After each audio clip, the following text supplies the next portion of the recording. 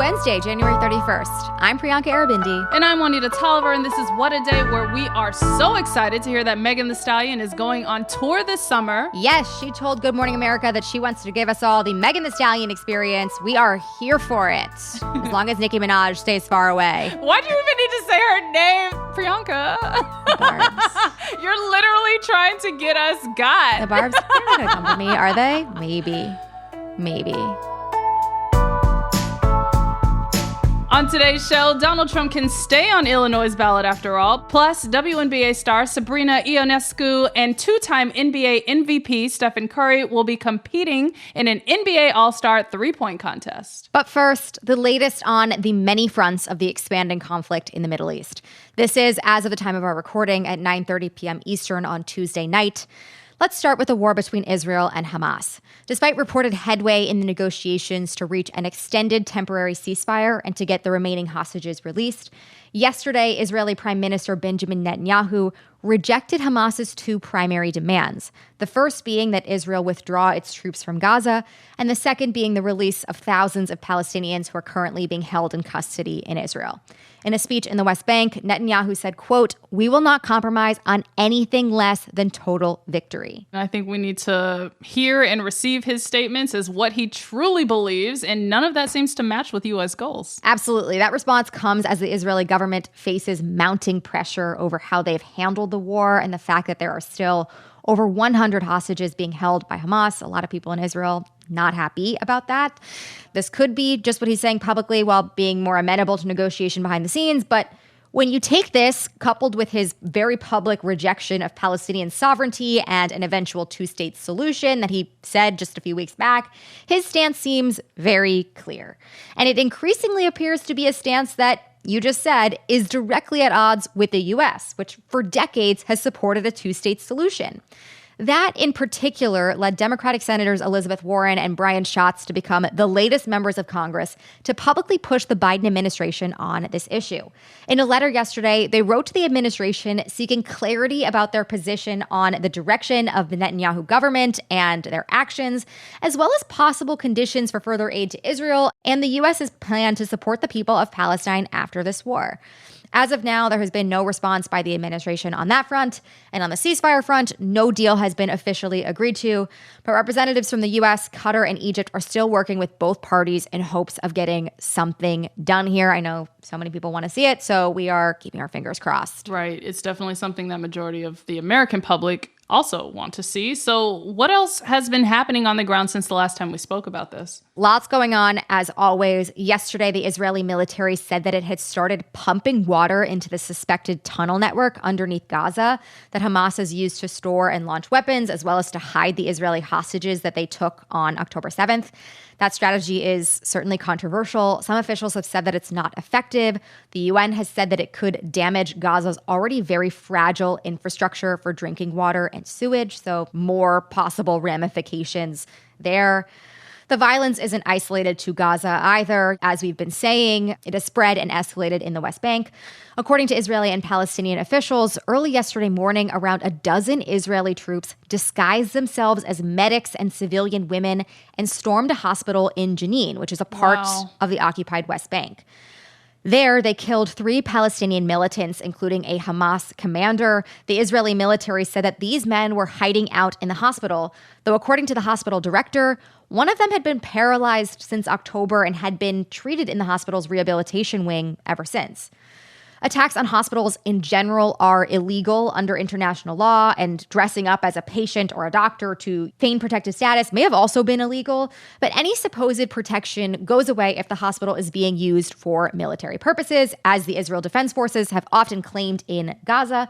But again, individuals seeking medical care at a hospital does not constitute military purposes. So storming a hospital in disguise to shoot 3 men may not be so legal. I don't think we're in the clear on that one. And I don't think you need to be an international law scholar to call that out for what it is. No. Earlier this week, 3 U.S. service members were killed and dozens of others were injured in an attack on a U.S. base in Jordan. And yesterday, President Joe Biden said he had made a decision about the U.S. response to that attack. What more can you tell us there? Yes. So again, this is as of the time of our recording. Could be different when you're listening to the show. But he did not elaborate publicly on what that action would be, which, of course, makes sense. You might not want to articulate your military plan to the media before you do it. But that statement may have actually been enough on its own. Shortly afterwards, the Iraq-based and Iran-backed militant group that the Pentagon said was likely responsible for that attack on the base in Jordan said that it was suspending military operations in Iraq under pressure from both the Iraqi government and Iran. You can imagine how much anxiety and fear the threat of a retaliatory attack by the U.S. might spark in Iraq, which is where this group is based. And Iran also was telling them to back off. So perhaps we'll see more of that de-escalation that we were hoping for, rather than moving in the opposite direction. Yeah, I think we're going to just be waiting on pins and needles with this one, especially with the loss of the lives of U.S. service members, all of whom were Black Americans who were reservists, all from Georgia. So it's a highly tragic story, and we'll just have to wait and see. Now looking to D.C., tech CEOs of your favorite social media platforms are back on Capitol Hill today to testify before the Senate Judiciary Committee about kids' safety, rather lack thereof, on the internet.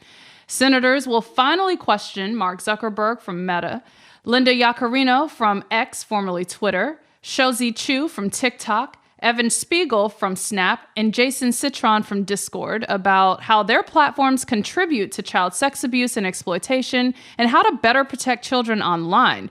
And I say finally because this hearing was delayed when Yaccarino, Citron, and Spiegel repeatedly refused to appear before the committee until they were subpoenaed. All right, so already kicking things off on a great note. They had to be dragged in kicking and screaming. Cool. So tech CEOs tend to not be very forthcoming in congressional hearings, especially when they've been subpoenaed to be there. But what should we expect to hear from them tomorrow? We should expect these tech leaders to claim that they're on top of this rampant issue, though there have been more claims in recent years that social media can hurt young users, including increasing risks of depression or even suicide, claims that have been backed up by U.S. Surgeon General Vivek Murthy. I also expect these CEOs to describe new tools and policies that they've just rolled out in the days and weeks ahead of the hearing, including X's plan to hire 100 full-time content moderators, which does not make up for eliminating a third of their content moderators over the past 2 years. Snapchat's likely going to tout their expanded parental oversight tool. Meta's going to emphasize its plan to block children from receiving messages from people they don't follow or aren't connected to. Meta has also outlined federal policy proposals that would require app stores to verify users' age before allowing downloads. And let's be real, this all sounds super basic and options that should have been in place years ago. And these CEOs are clearly behind the curve. CEOs are behind the curve. I don't think the people who will be asking them questions are any more up on that curve either. It's disappointing all around. There's also a report from CNN that the CEOs from Snapchat and Discord intend to distance themselves from Meta by emphasizing that they do not focus on serving users algorithmically recommended content in potentially addictive or harmful ways. Of course, that still doesn't address the issue of child sexual abuse and exploitation online, and online safety advocacy groups have been clear in calling on these social media companies to do more and quickly. Yeah, so what do advocates and members of the Senate Judiciary Committee want to come out of this hearing? What is the best case scenario? So advocates are calling on the tech firms to commit to disconnecting their advertising and marketing systems from services that are known to attract and target youth. More regulations are another thing that they're calling for, especially for tech companies who largely go unregulated, and protective tools that don't put the onus exclusively on parents. Ooh, that's a good one. As for the senators, this is a rare opportunity for bipartisan action led by Democratic Chair Dick Durbin and Republican senators on the Judiciary Committee as they want to shine a light on 3 bills that have already passed in committee but have yet to receive a vote by the full Senate. Those bills would expand protections for victims in federal court, ease the process for asking tech companies to remove child sexual abuse material, remove tech's blanket immunity from civil and criminal liability under child sexual abuse material laws, and criminalize distributing or threatening to distribute distribute sexual material involving children. So the goal is to build momentum behind those bills and to ultimately get a vote before the full Senate. Yes, please. And all of this feels even more timely with the Senate Judiciary expanding this push, especially considering the deep fakes that have been circulating recently. Taylor Swift is the most recent victim of this. I know. Yeah. Tell us more about what's going on. Yeah, the onslaught of deep fakes and AI-generated sexual images is a disgusting, growing trend. In addition to today's hearing, Senator Durbin, along with Republican Senators Lindsey Graham and Josh Hawley, introduced a new bill that would allow victims to be able to sue people involved in the creation and distribution of such images if the person knew or recklessly disregarded that the victim did not consent to the material. It's a step in the right direction, y'all, and I am curious to see how this is discussed in the hearing along with the other policies. We'll keep following all of this and bringing you updates, but that's the latest for now. We'll be back after some ads.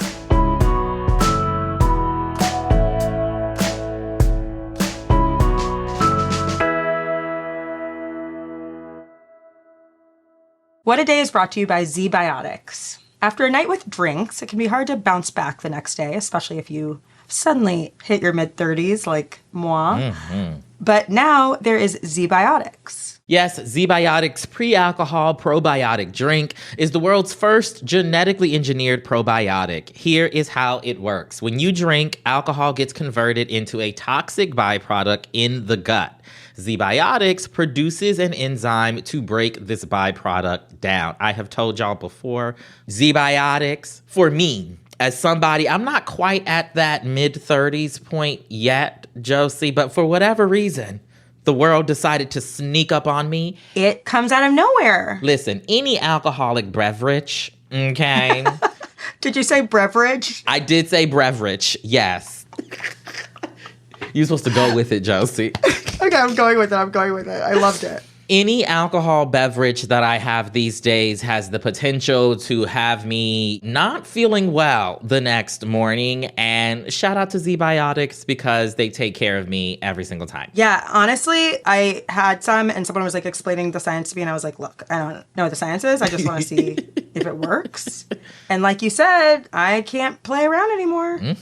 And it makes it so much easier the next day, which, look, I can't lose a day anymore. Not at all. I can just be like laying around, you know.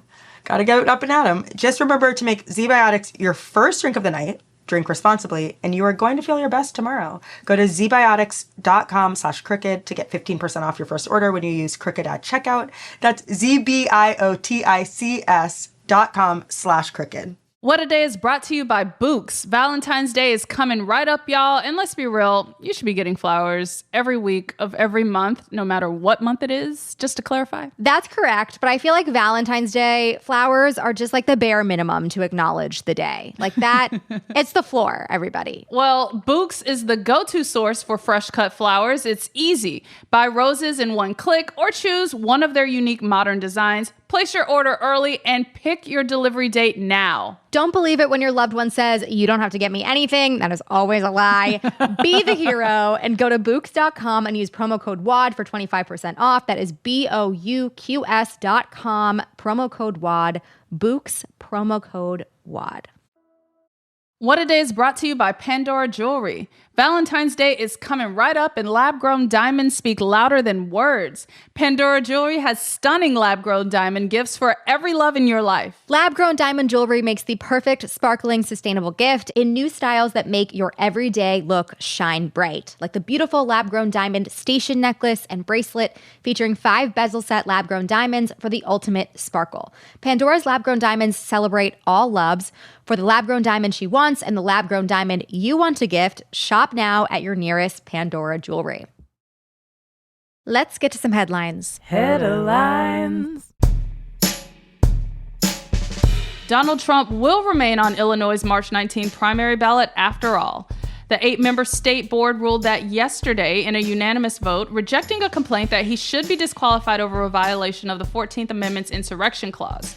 The board of 4 Democrats and 4 Republicans said that it did not have the authority to determine whether Trump violated the U.S. Constitution.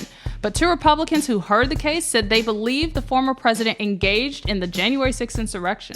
Take a listen to what Republican board member Catherine McCrory had to say before casting her vote yesterday. I want it to be clear that this Republican believes that there was an insurrection on January 6th. Ooh. There's no doubt in my mind Yes. that he manipulated, instigated, aided, and abetted an insurrection on January 6th. However, having said that, is not my place to rule on that today. Okay, we love a clarification. We love a reality check from a Republican. Like, come on. Love a person who can just simply say what we all saw. We all saw it. Point blank. The lawyers for the voters who challenged Trump's eligibility said they plan to appeal. Meanwhile, the Supreme Court is set to hear arguments next week in a similar case out of Colorado about whether or not Trump can stay on this year's ballot. 3 major companies announced layoffs on Tuesday, starting with the Postal Service sector. UPS announced yesterday that it plans to lay off more than 12,000 employees this year, citing a need to cut costs amid low package volumes and higher wages.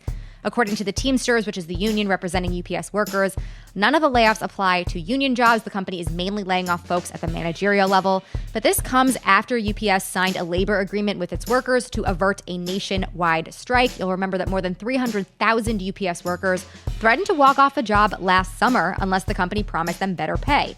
According to UPS, now that the company is paying workers more, something has to give, hence the layoffs.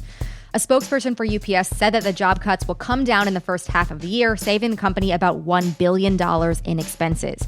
In the news media sphere, Axios reported that the Wall Street Journal is set to lay off some of its journalists in the coming days as it restructures its D.C. bureau.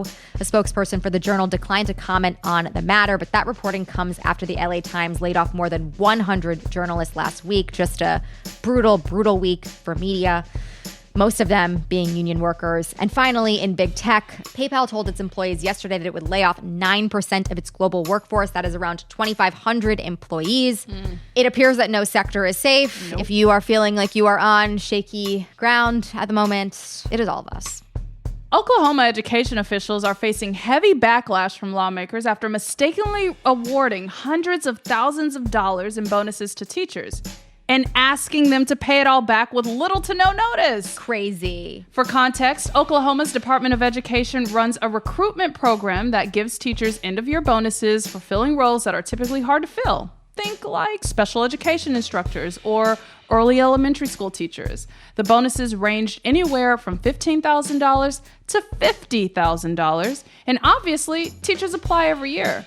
But now, some teachers who received bonuses for 2023 are being asked to pay them back because the state has determined that they didn't qualify for the program despite previously approving their applications. I feel like we need to just let that marinate. Like, you gave me the money, but now you asked for me back because you made a mistake? Like, no, I'm that's sorry, not gonna love. work for me. That's not how it works. That's just not how it works. The news was first reported by the Oklahoma Watch. It's unclear how many bonuses were mistakenly paid out, but according to the Watch, the state is requiring teachers to pay back their bonuses in full by the end of February. And when I say in full by the end of next month. they're talking about including whatever taxes were taken out. They expect that back too. Like, I'm so Insanity. confused. That's not my Insanity. problem. Oh my gosh. Oklahoma Watch spoke to Christina Stadelman, a special education teacher in Oklahoma who received a $50,000 bonus that she used to improve her home and put a down payment on a car for her family. When she found out that she somehow had to repay it to the Department of Education by the end of next month, she was devastated, saying, quote, "I came home the day I found out and just cried for 2 days straight." Look, she has a lot of reasons to cry. Well, 50,000 reasons first, but also the average teacher pay in Oklahoma is about $54,800, which ranks 38th in the country according to the NEA. Like, teachers clearly need this support. They clearly need these bonuses. Yeah, this isn't like a fun bonus. This is like money people are relying on to survive for, down payments for cars, expenses for people's children. Basic living needs, yeah. It's just absurdity. In any other situation, if your boss had paid you a bonus at the end of the year and then came 2 months later and was like, actually, you need to give it back.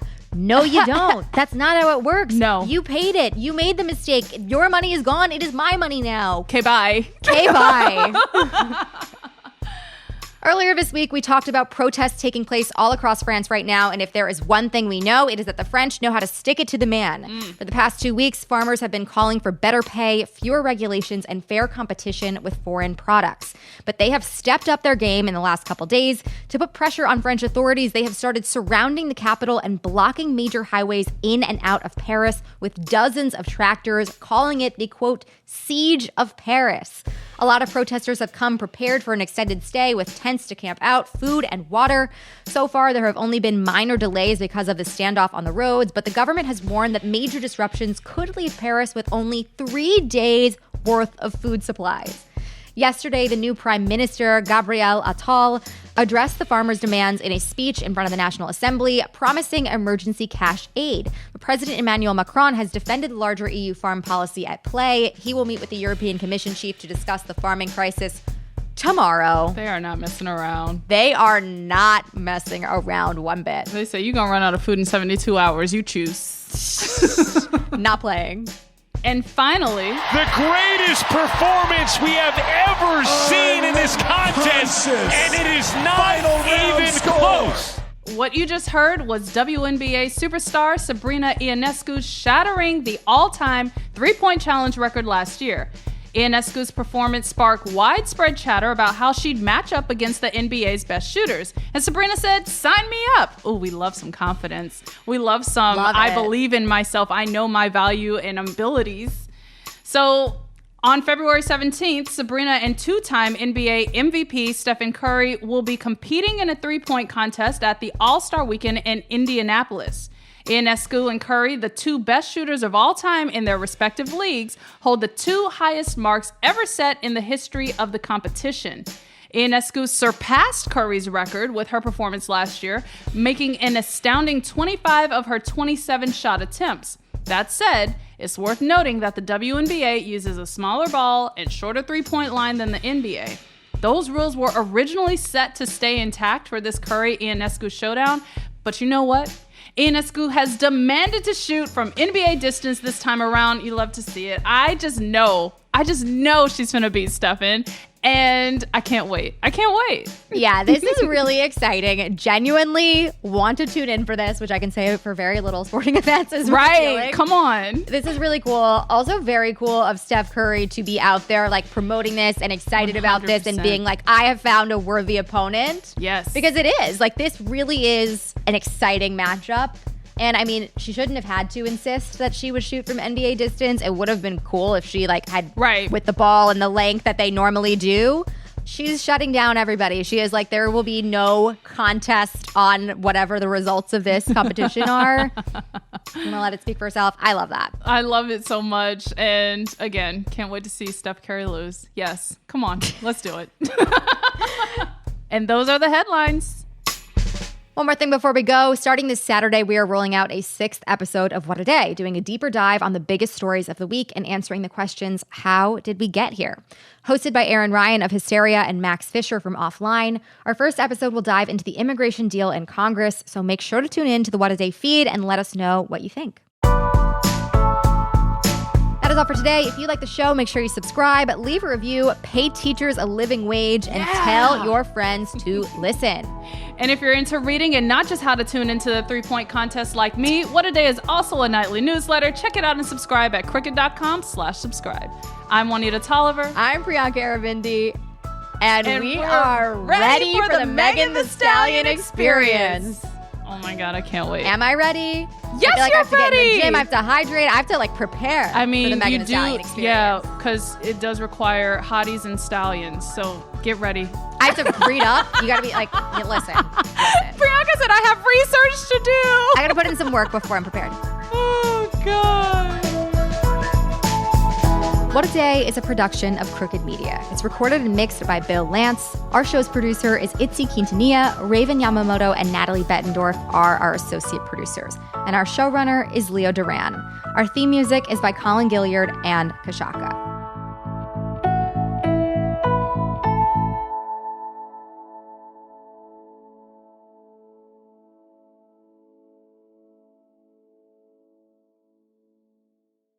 From amazing 5-bedroom, 2-story homes to beautiful 2 bedrooms with office space, Celebrity Homes has the perfect home for you. Our homes come with amazing features, vaulted ceilings, sprinkler systems, quartz countertops, designer light packages, and more. Plus, Celebrity Homes is proud to offer our new exclusive closing package. Get a refrigerator, washer-dryer, garage door opener, instant access to Wi-Fi, professionally installed blinds, and up to $3,000 towards closing costs. Yes, it's all included. Visit CelebrityHomesOmaha.com today. Psst, hey, Sasha, once you're done scrolling, you should really take 5 minutes to apply to all the scholarships at MCC. Already done. Katie, so you got a scholarship for my degree in civil engineering. Tuition covered. Impressive, Katie. Hey, Theo, have you considered MCC? I have. I've got my scholarship and I'm ready. In just 5 minutes, you can apply to all the scholarships available to you. Get started at mccneb.edu/scholarships. This is me at MCC.